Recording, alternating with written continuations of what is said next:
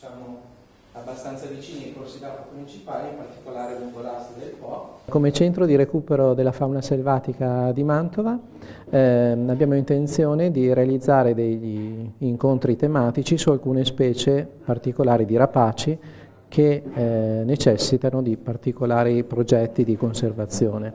Siamo partiti oggi da questo caso dell'albanella minore, grazie all'aiuto degli amici della Lipu di Viterbo, che hanno già sviluppato una grande esperienza su questa specie e su come tutelare gli habitat di riproduzione.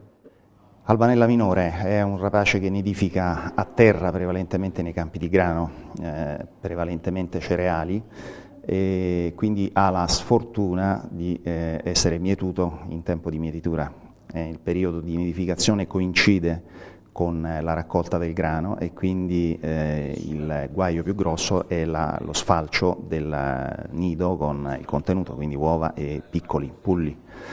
L'opera nostra è quella prevalentemente di monitorare il maggior numero di nidi possibile per prendere poi accordi con gli agricoltori e quindi scegliere la tecnica più adatta per la salvaguardia del nido, dal raccolto in piedi fino all'involo dei piccoli, in modo da riuscire a far involare il maggior numero di giovani, e questo, quando non è possibile, si ricorre a delle reti elettrificate prevalentemente che mettiamo attorno al nido, una rete di diametro di circa 5-6 metri, che dà la scossa agli eventuali intrusi che possono essere predatori a terra sostanzialmente.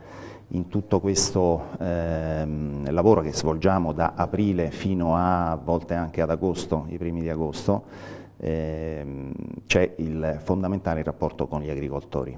In futuro, durante la stagione autunnale e primaverile, cercheremo di realizzare altri interventi simili sulla conservazione di altre specie di interesse nazionale e internazionale. Associarsi a WWF significa associarsi a WWF Italia, quindi c'è un contributo che si può affidare appunto al WWF andando sul sito WWF Italia.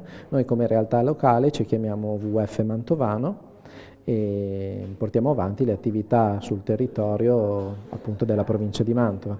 Oltre all'unità operativa di Mantova c'è l'unità operativa di Suzzara, dove ha sede legale WWF Mantovano, la sede di Ostiglia e la sede delle Bine.